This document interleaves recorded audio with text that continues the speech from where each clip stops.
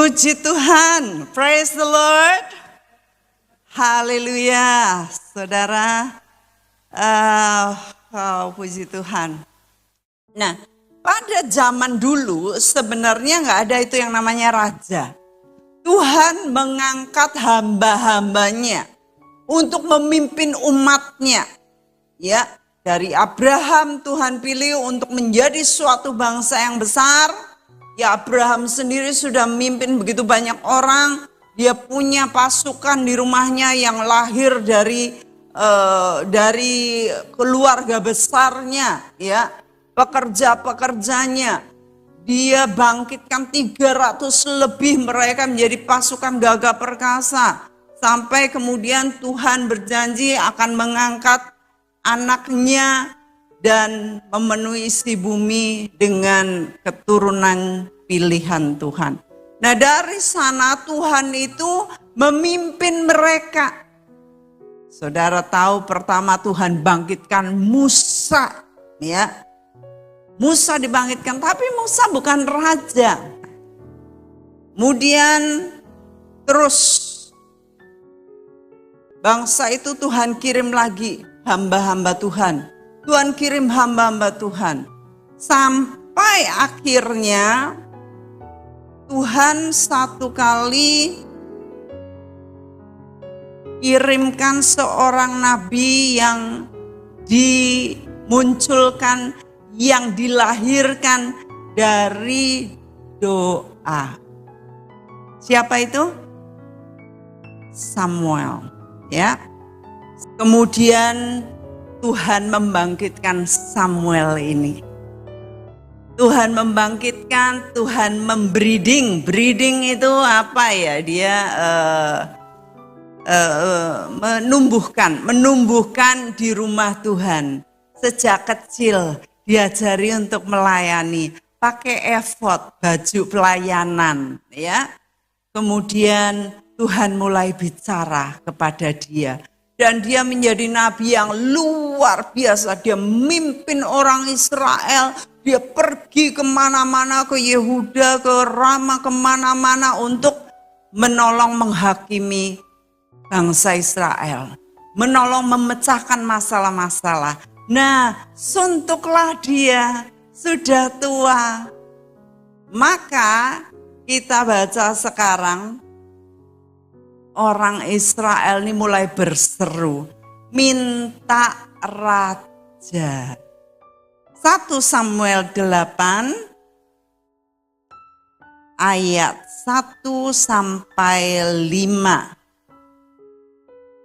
1 Samuel 8 ayat 1 sampai 5 saya baca yang ganjil, saudara genap, dan terakhir kita bersama-sama baca. Setelah Samuel menjadi tua, diangkatnyalah anak-anaknya laki-laki menjadi hakim atas orang Israel.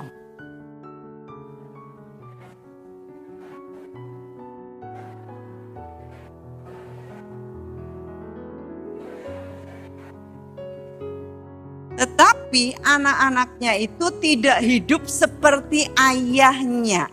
Pertama, mereka mengejar laba, cari untung dalam pelayanan. Ya. 2, menerima suap, bisa disuap. 3, memutarbalikkan keadilan. Yang salah dibenarkan, yang benar disalahkan. Gara-gara apa? Uang, suap.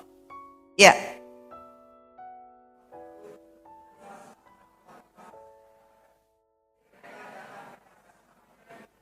Sama-sama, dan berkata kepadanya, engkau sudah tua dan anak-anakmu tidak hidup seperti engkau.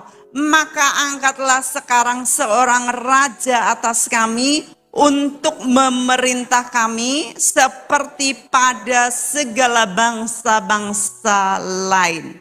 Ini di sini ada kata-kata yang perlu kita garis bawahi. Yang ayat ketiga itu, ya, itu penting mengenai karakter pelayan. Karakter pelayan yang tidak berkenan kepada Tuhan. Ngejar laba, cari untung. Kalau pelayanan itu cari untung, gak lama. Gak lama akan hancur. Sama, gak usah. Namanya juga pelayanan, kalau di pemerintahan pelayanan juga. Ya, melayani masyarakat, di sini melayani jiwa-jiwa domba-dombanya Tuhan. Di pemerintahan mereka janji parpol ya, janji-janji, tetapi kemudian mereka bisa disuap, mereka bisa memutarbalikkan keadilan, menerima laba. Bahaya sekali kalau kita sama-sama dimanapun kita berada, kita mutarbalikkan keadilan hanya demi uang. Ya, yang lalu ada hakim-hakim, nggak tahu berapa hakim yang disuap karena satu masalah besar sampai seorang mati, tetapi yang membunuh itu dihukum dengan sangat ringan. Akhirnya setelah selidik punya selidik, ternyata mereka semuanya mengadili dengan tidak adil. Mengadili, sudah mengadili tapi tidak adil. Mereka terima suap besar-besar. Dan akhirnya mereka dikeruk, diciduk. Hakim-hakim, kalau sampai hakim di suatu negara bisa disuap, kebenaran itu akan dipelintir. Ya, bahaya sekali. Saya ingat dulu sebelum presiden China yang baru ini, sebelumnya ada presiden siapa namanya, Li Jinping atau apa ya, kalau nggak salah ya. Itu dia berkata begini, kalau bangsaku dengarkan, bangsaku ini kalau engkau menemukan saya bisa disuap, saya sediakan peti mati 10. Saya diantaranya bunuh saya, masukkan saya ke dalam peti. Lalu orang-orang saya, kalau ada menteri-menteri yang berani korupsi, masukkan. Saya sediakan 10 peti. Wah, itu luar biasa. Supaya keadilan tidak bisa dibengkokkan. Ya. Jadi ini anaknya Samuel. Nah, Samuelnya ngangkat anaknya sendiri. Dia ngangkat sendiri, bukan Tuhan yang ngangkat, tapi dia ngangkat. Kemudian anaknya ini didapati oleh bangsa Israel. Mereka itu suka keuntungan, suka duit. Mereka diam-diam bekerja kong kali kong dengan orang-orang yang bisa kerja sama supaya mendapatkan uang, sehingga keadilan dibengkokkan. Zaman itu sudah ada. Kalau kita, saudara-saudara yang bekerja di masyarakat atau dalam pelayanan, kalau saudara sampai bisa disuap, berarti saudara sedang hidup dalam kegelapan. Yang menyuap pun juga demikian, hidup dalam kegelapan. Masuk dalam perangkap iblis. Itu yang pertama yang ingin saya tekankan. Kenapa akhirnya mereka ditolak oleh bangsa itu. Dan kemudian bangsa itu berkata, ini lebih cilaka. Mereka bukannya nanya kepada Tuhan, bilang, Tuhan, kami membutuhkan pemimpin yang adil, yang bijak, yang bersih. Ya. Saudara, kalau dapati saya nggak adil, nggak bersih, bisa dibengkokkan, suka suap, saudara demo. Saya jangan boleh berdiri di sini lagi. Demo. Ya. Atau kalau saudara mau sediakan peti, sediakan. Ya. Nah, Bukannya mereka berkata, Tuhan, kami butuh pemimpin yang bersih, yang adil. Bukannya mereka berkata begitu, tetapi mereka menuntut Samuel untuk minta raja. Bahasanya ini, mari kita perhatikan dengan baik. Dan saudara ingat baik-baik ini ayat. Karena ini ayat sudah menjadi pegangan saya. Sudah lama sekali. Ayat 5, mereka berkata kepada Samuel, engkau sudah tua dan anak-anakmu tidak hidup seperti engkau, maka angkatlah sekarang seorang raja atas kami untuk memerintah kami seperti pada segala bangsa-bangsa lain. Seperti pada segala bangsa-bangsa lain. Saat bangsa Israel ingin niru bangsa-bangsa lain, itulah awal kejatuhan mereka. Wah, Samuel gak senang hatinya. Oh Tuhan, ini bangsamu kok kayak gini. Dia doa, dia nangis. Dan Tuhan berkata, udah. Dengerin perkataan mereka.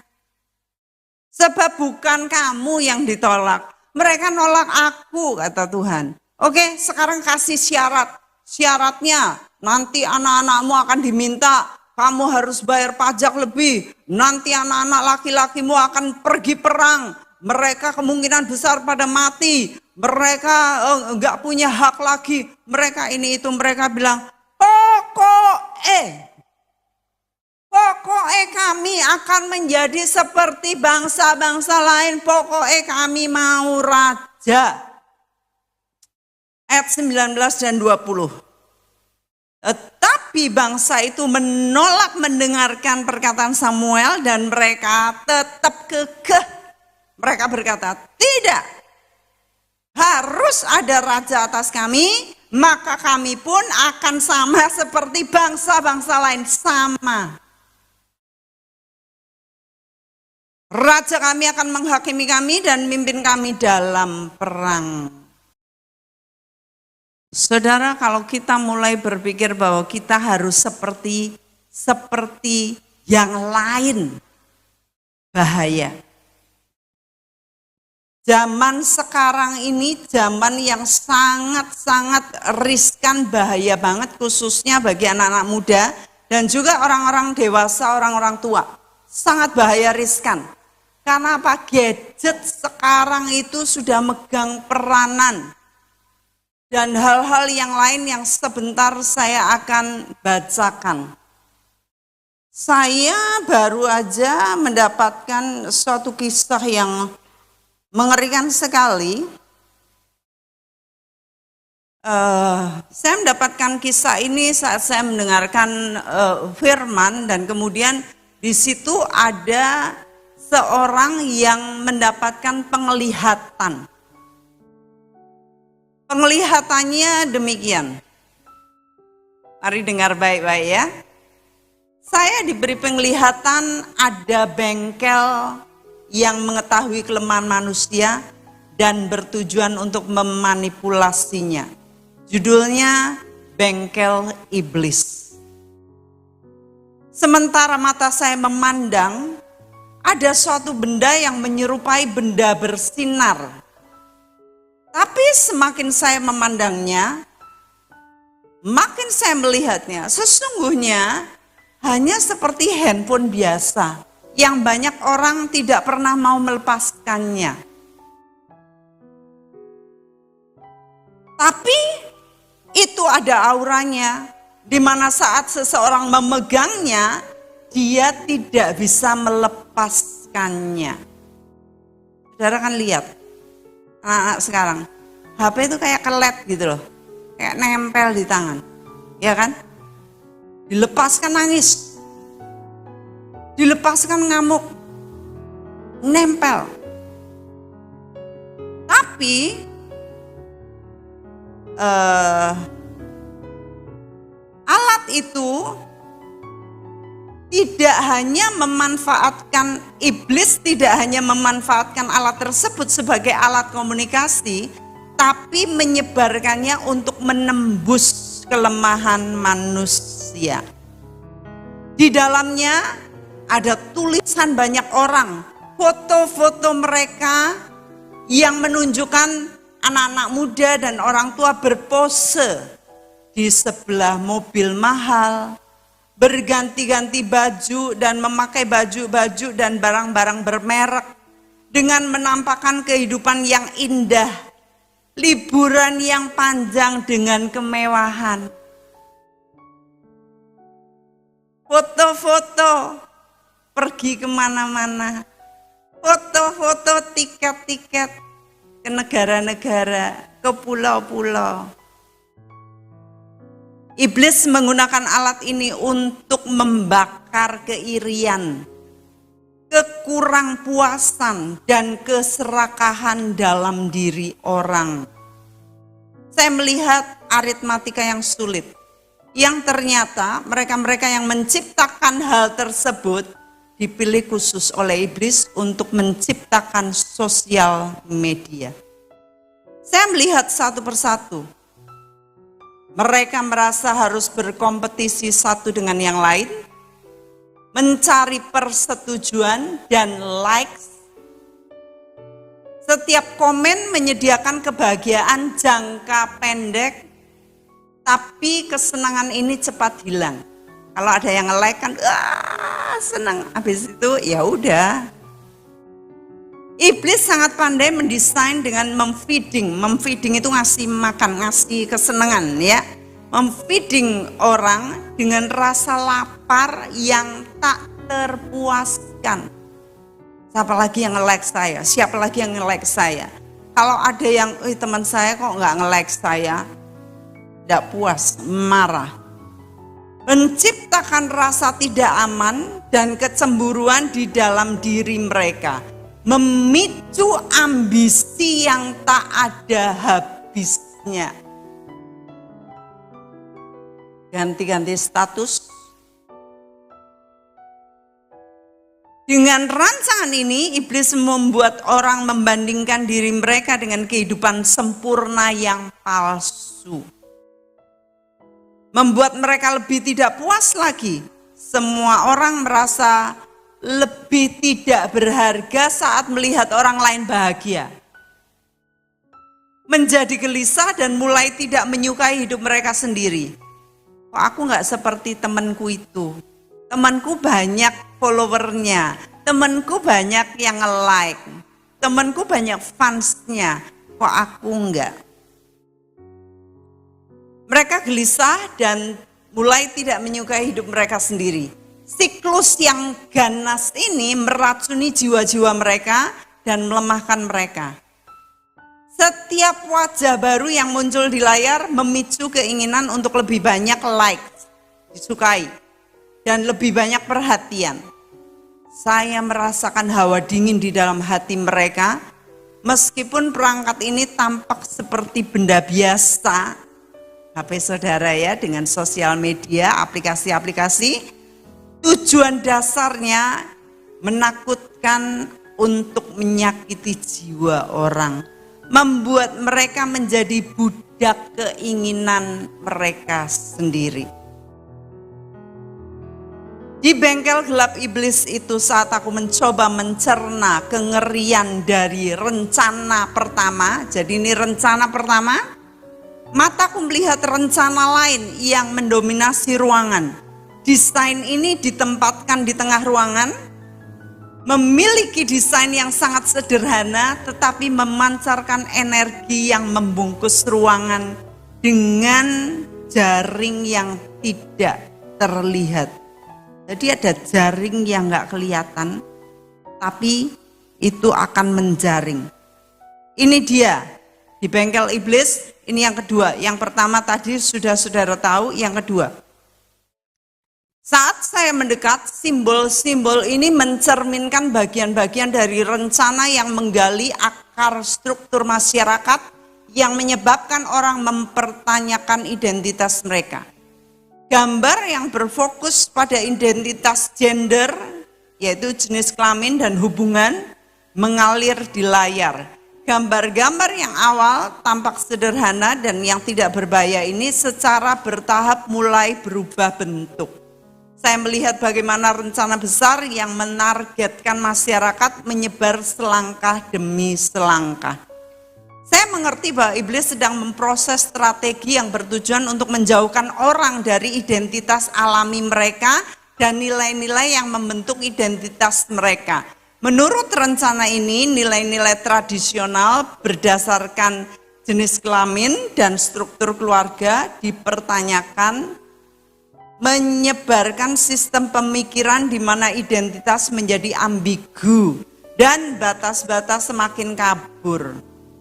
Hal ini menunjukkan identitas masyarakat mulai berubah dengan cepat. Orang-orang menjauh dari nilai-nilai berdasarkan identitas biologi dan psikologis mereka. Dengan penemuan ini, iblis bertujuan untuk melemahkan ikatan alami antara orang-orang satu dengan yang lainnya. Lalu mereka berusaha diasingkan. Mereka mengasingkan diri dari identitas dan keluarga mereka untuk larut dalam adegan di layar. Saya menyaksikan bagaimana media, platform sosial, dan berbagai alat budaya digunakan untuk menyebarkan kebingungan identitas ini melalui serial iklan, musik, terutama generasi muda yang terbiasa dengan pandangan dunia baru ini dan mendorong untuk beradaptasi dengan tatanan yang kompleks ini. Saudara tahu sekarang penyanyi-penyanyi kalau mereka bikin konser pasti ada yang mati, pasti beberapa itu bisa pingsan, mati, ada yang keinjek-injek, ya. Mereka adalah korban tumbal, ya, mereka adalah tumbal dari acara-acara yang besar seperti itu, mengerikan. Lalu adegan yang ditampilkan oleh perangkat menunjukkan seberapa cepat gerakan ini mengilhami masyarakat dan seberapa dalam gerakan itu berakar. Iblis bertujuan untuk membuat orang mengasingkan diri mereka sendiri, tidak hanya secara individu, tetapi juga secara sosial, menciptakan jiwa-jiwa yang terputus satu sama lain, kesepian dan tanpa arah. Saudara tahu, sekarang banyak kalau orang lagi makan di restoran, padahal duduknya dep-depan, tapi main HP sendiri-sendiri. Sampai nanti makanan datang baru diletakkan, makan itu pun makan sambil lihat HP. Ya. Mengerikan sekali, ini ada di bengkelnya iblis ini. Pekerjaan seperti ini asal muasalnya dibikin, diciptakan di bengkel iblis. Sementara gambar-gambar ini meninggalkan bekas di benak saya menyadari bahwa gerakan yang diprakarsai oleh iblis dengan penemuan ini memiliki dampak yang lebih besar, mengguncang fondasi masyarakat. Supaya anak gak lagi ngobrol sama orang tuanya, kakak gak lagi ngobrol sama adiknya, supaya mereka sibuk dengan HP mereka, dengan media, sosial media mereka, dengan kepentingan-kepentingan mereka. Sekarang anak-anak kecil SD, PR-nya sudah harus lihat HP. Ada yang dipaksa lagi, HP-nya harus merek tertentu yang mahal. Ini jeblosin banget, saudara. Masuk dalam yang tadi dia lihat ini, dalam perangkap, dalam web jaring yang tidak kelihatan. Namanya website, ya, itu jaring.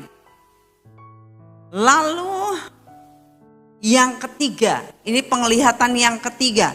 Suasana gelap dan berat di bengkel iblis menjadi semakin intens, semakin memanas, ya. Suasananya gelap dan berat. Setelah melihat rencana dari dua penemuan yang pertama, saya melihat penemuan yang ketiga ini bersinar di sudut ruangan. Rancangan ini berbeda dari yang lain. Ini memiliki layar yang sederhana, namun yang sangat besar. Dan berkas cahaya yang memancar dari layar menembus kegelapan ruangan yang menarik perhatian saya. Saat saya mendekati perangkat itu, yang nomor 3 itu ya, penemuan iblis ini, pekerjaan iblis, logo yang sudah dikenal mulai ini, ada logo-logo, lalu menu warna-warni, dan gambar makanan yang menarik mulai muncul di layar. Gambar-gambar ini mewakili restoran rantai, merek makanan cepat saji yang besar, dan simbol yang sudah dikenal oleh masyarakat. Setelah menonton simbol ini sebentar, saya secara bertahap mulai memahami apa yang coba dilakukan iblis dengan penemuan ini. Layar menggambarkan ekspansi pesat rantai makanan cepat saji.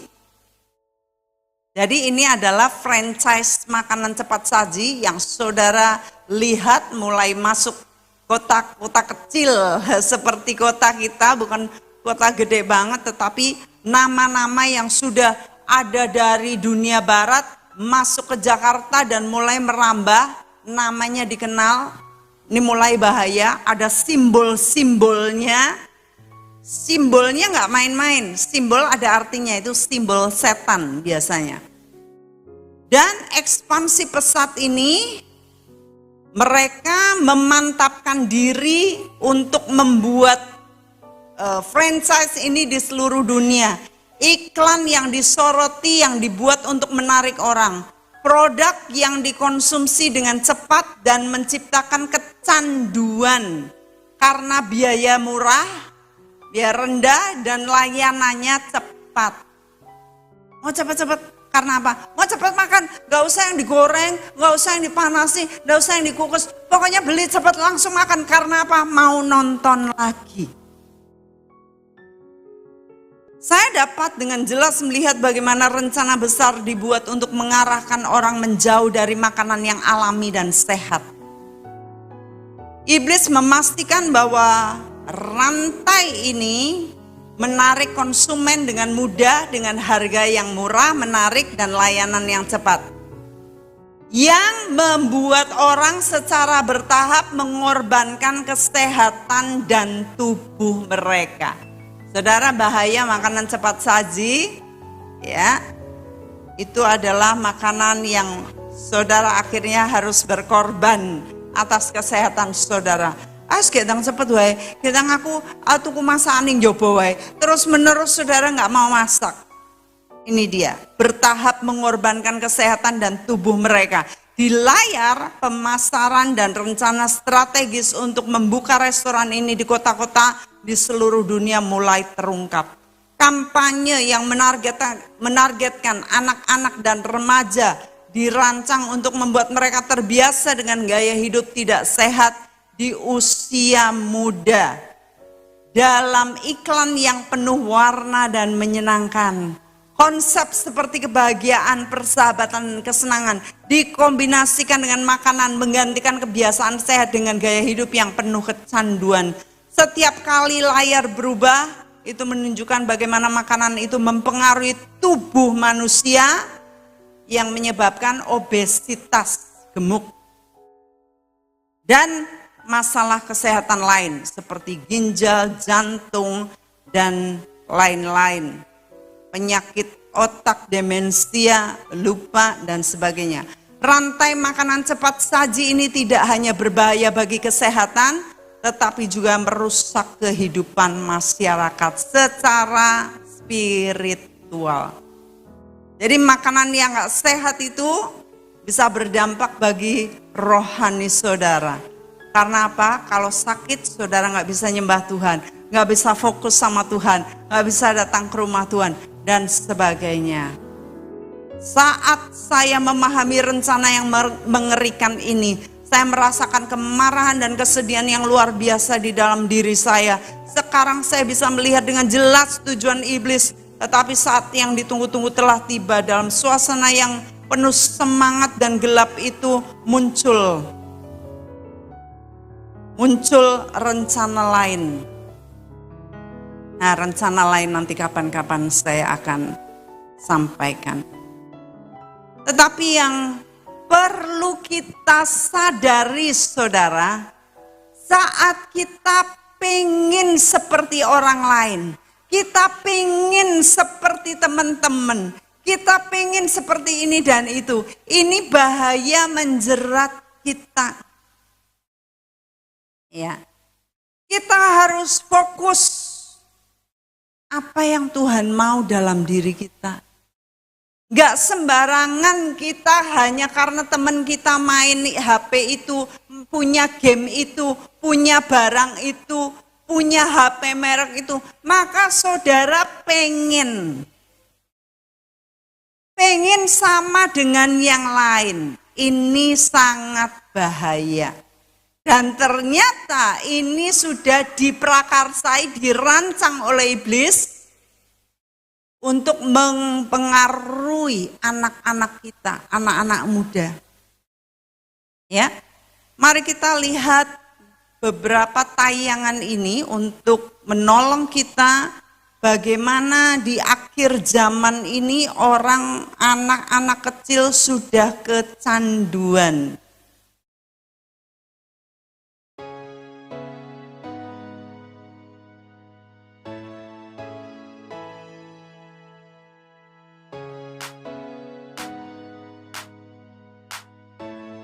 Nggak ada suara kah? Ini dulu pernah ditayangkan. Ini bayi. Ya.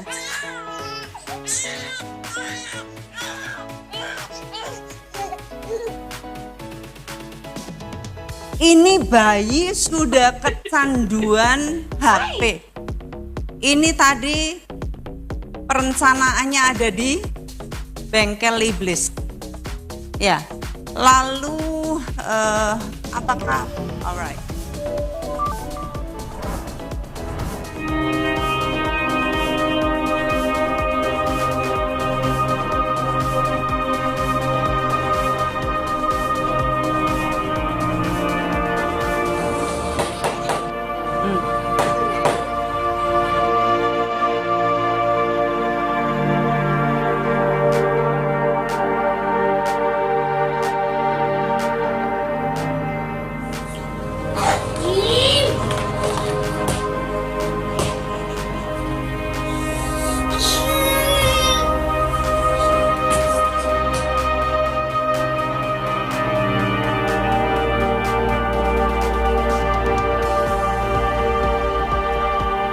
Ada lagi yang ngamuk-ngamuk barang-barang di rumah orang tuanya.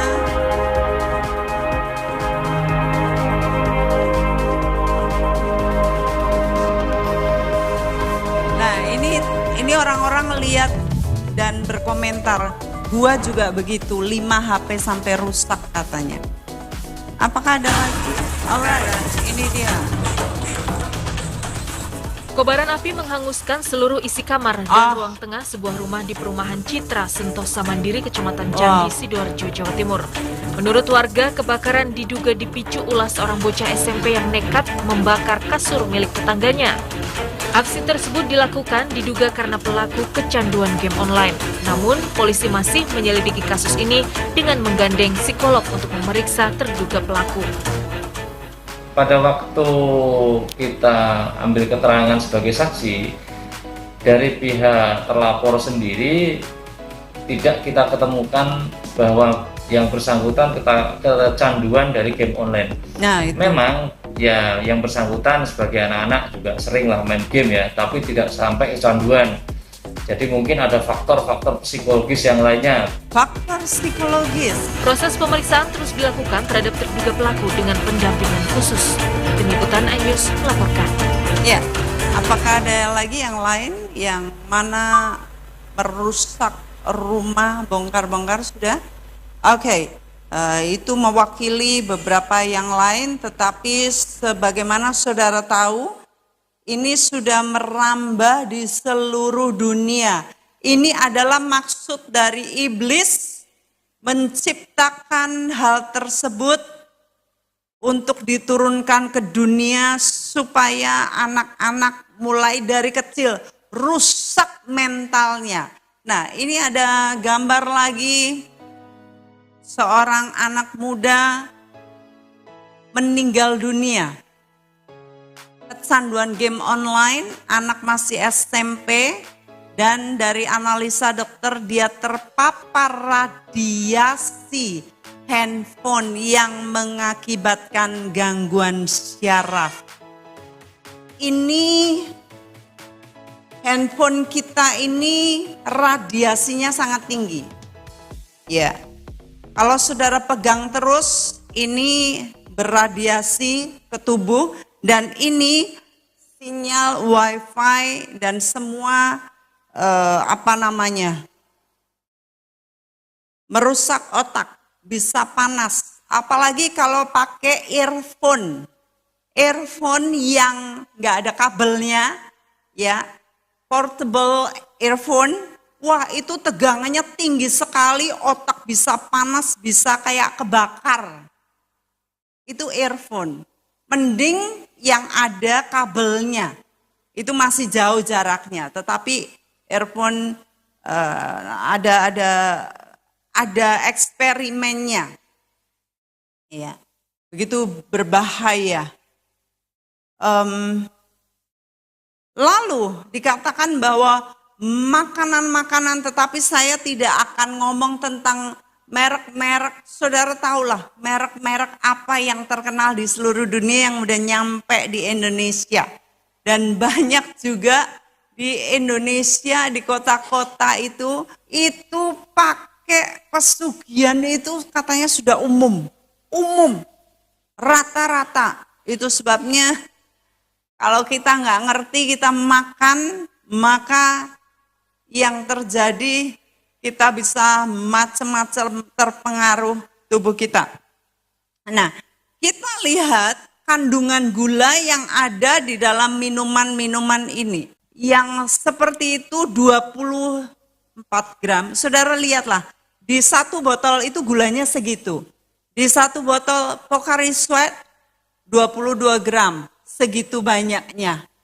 Ya, lalu yang minuman-minuman seperti itu, ini tertulis.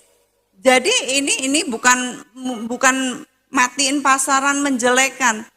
Bahkan di yogurt yang sepertinya nampaknya sangat innocent ya, ada kandungannya. Lalu anlin, tadi balik lagi.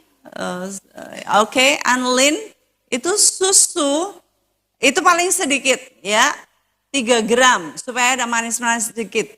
Tapi yogurt 11, lalu mana lagi? Heavenly Blush, Kopiko. Oh tadi Kopiko 24 gram. Coca-Cola tinggi sekali 27 gram ya. Lalu apakah masih ada? Minute Maid 33 gram Minute Maid. Lalu yang Starbucks bahasa Koreanya Starbucks 34 gram, tinggi banget. Oh, nah ini yang merusak kesehatan anak-anak muda atau orang-orang tua yang nggak mau bawa air sendiri. Nah saya tuh bawa air, tolong Bu Dewi kasih angkat yang tinggi itu. Nah dia bukan satunya, itu juga. Nah diangkat saja. Coba dibuka, dicium, bawa apa Bu Dewi?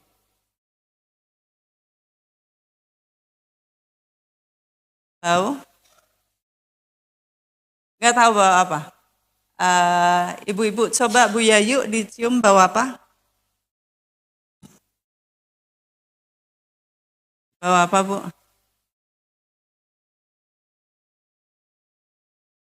Apa ya? Oh Bu Langu. Siapa yang tahu coba? Betul, timun. Timun dengan apa Bu? Ada langunya itu. Langunya adalah daun mint. Lalu dengan lemon, jeruk nipis. Saya rendam semalam di kulkas. Jadi itu minuman saya. Lalu tadi malam saya minum ngirisin, kalau malam tuh ngirisin serai. kasih madu, kasih jeruk nipis juga. Ya, saya berpikir banyak anak-anak muda sekarang itu asal beli, grab, langsung ambil minuman yang gampang, apalagi teh yang pakai plastik atau pakai kertas, itu gulanya tinggi banget. Dan iblis mau supaya kita ini kehidupan anak-anak muda dari kecil udah rusak, bobrok, tubuhnya rusak. Kemarin lagi saya mendapatkan satu berita yang mana anak baru 14 tahun mungkin, anak cowok, sudah gagal ginjal 4C atau apa, yang mana 1 minggu cuci darah 3 kali. 3 kali cuci darah.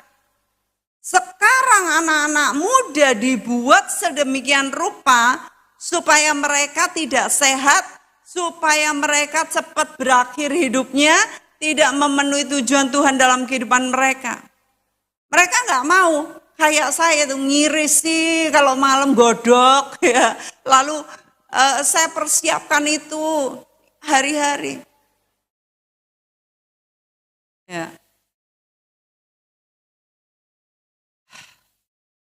Dan dikatakan di sini bahwa bangsa Israel ingin seperti bangsa-bangsa lain. Ini awal kejatuhan mereka.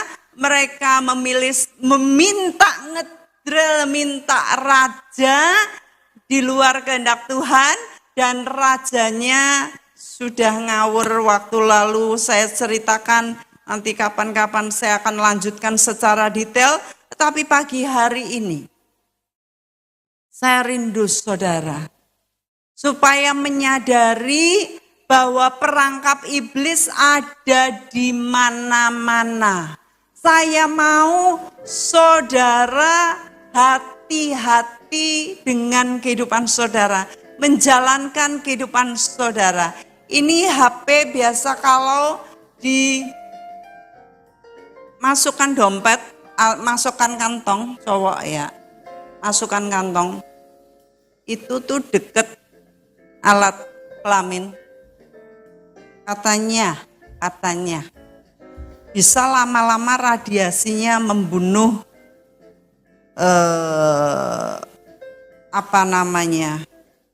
produktivitas pria. Ya, itu sebabnya kita mesti hati-hati. Nempel terus di tubuh, nempel, radiasinya tinggi. Apalagi kalau tidur semalam-malaman, saudara tidur dengan HP saudara dinyalakan. Dinyalakan maksudnya bukan flight mode yang gambar pesawat itu, radiasi. Otak saudara lama-lama dodol. Ya. Saya memberikan banyak pengetahuan seperti ini supaya saudara menyadari betapa perlunya tubuh kita dijaga sebagai bait Roh Kudus. Karena Tuhan mau pakai saudara. Tuhan mau pakai kita semua untuk melayani Dia dengan suntuk. Jangan sampai sidik-sidik loro-loronan, sidik-sidik loro-loronan. Kemudian saudara gak bisa melakukan pekerjaan-pekerjaan Tuhan. Ya, saya rindu saudara mulai berbenah. Yang biasa habis waktu saudara buat main game, habis waktu saudara sendirian, gak kumpul sama keluarga, itu rencana iblis. Hari-hari saudara pasang status, ngenteni di like sama orang, ngenteni di like sama teman-teman saudara. Aduh, itu rancangan iblis. Tetapi saat saudara menyisihkan waktu, ini yang biasanya 3-4 jam sehari, sisihkan saudara datang kepada Tuhan. Baca firman Tuhan, cintai Tuhan, bersekutu dengan keluarga saudara. Ya, mari kita sama-sama berdoa.